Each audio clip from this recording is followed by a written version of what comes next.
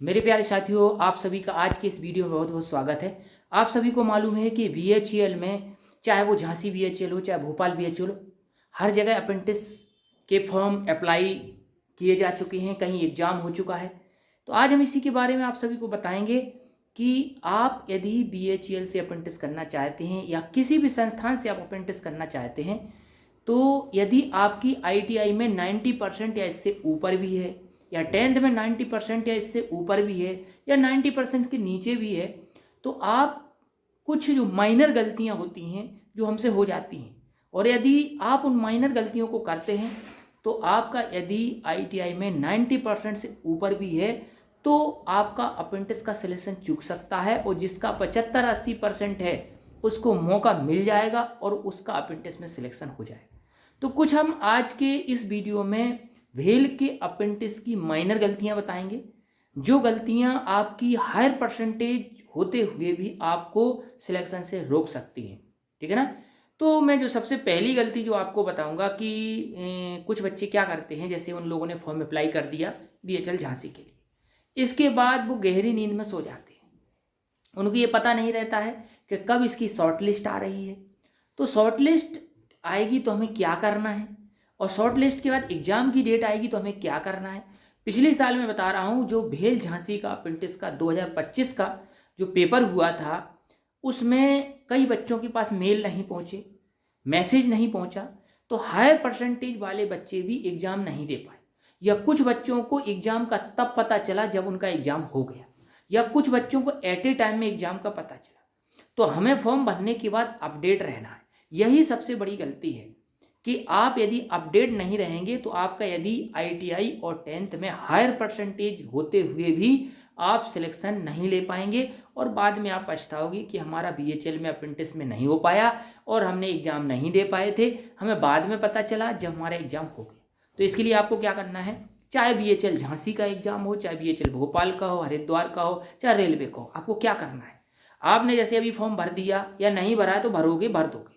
Form भरने के बाद आपको क्या करना है, फॉर्म भरने के बाद बीएचईएल झांसी में यदि आपने फॉर्म भरा है तो बीएचईएल झांसी की एक होम पेज साइट को खोलना है। क्या आपको गूगल पे क्या टाइप करना है, आपको टाइप करना है BHELJHS, या झांसी लिख देना, BHELJHS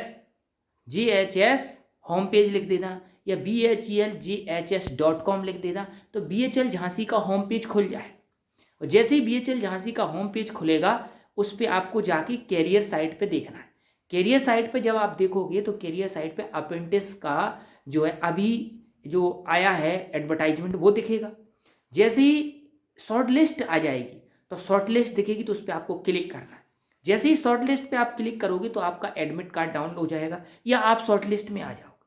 तो आपको क्या करना है, आपको बीएचईएल झांसी से यदि आप फॉर्म भरे हैं तो बीएचईएल झांसी की होम पेज साइट पर जाकर के कैसे जाना है मैं एक बार फिर से बता देता हूं, BHELJhansi.com या BHEL झांसी होम पेज में 3 डंडी बनी रहती है, वहां पर आपको क्लिक करना है। जैसे ही वहां पर 3 लाइन पे आप क्लिक करोगे तो कैरियर वाले साइड पे जाना है, वहां पर आपको समय समय पर चेक करते रहना है कि कब इसका जो हमारा शॉर्ट लिस्ट में हमारा नाम आया कि नहीं आया, इसका एग्ज़ाम कब है, सेंटर इसका कहाँ जा रहा है, कैसे क्या करना है। और दूसरी बात आपको क्या करना है, आपको फिटर फाइटर चैनल जिस पे मैं आपको ये बता रहा हूँ, ये वीडियो बना रहा हूँ, इसको आप सब्सक्राइब कर लीजिए। तो इस पर भी मैं बताता रहूँगा कि शॉर्ट लिस्ट आ गई है, शॉर्ट लिस्ट आने के बाद एग्ज़ाम कहाँ होगा, कितनी डेट को होगा, क्योंकि पिछले साल बहुत सारे बच्चों का एग्ज़ाम छूट गया था। तो मेरा कहने का इस वीडियो से यही केवल मतलब है कि पिछली साल वाले बच्चों के जो एग्ज़ाम छूटे थे वो आप लोगों का एग्ज़ाम ना छूटे, तो उसके लिए आपका बहुत ही महत्वपूर्ण कार्य रहेगा कि आपको बीएचईएल झांसी की होम पेज साइट पे जाना है, और फिटर फाइटर चैनल पर भी आपको नोटिफिकेशन वगैरह को ऑन कर लीजिए। तो मैं जैसे ही एग्ज़ाम आएगा मैं वीडियो बनाऊंगा, तो वहाँ से आपको ये कर लेना है। अब पिछली साल क्या हुआ था, कुछ बच्चों का 80% था, उन लोगों ने एग्ज़ाम दिया, और जो 92-93% वाले बच्चे उनका एग्ज़ाम छूट गया। अब इसमें कहोगे कि किस्मत है, भाई किस्मत नहीं, आपको कर्म तो करना पड़ेगा।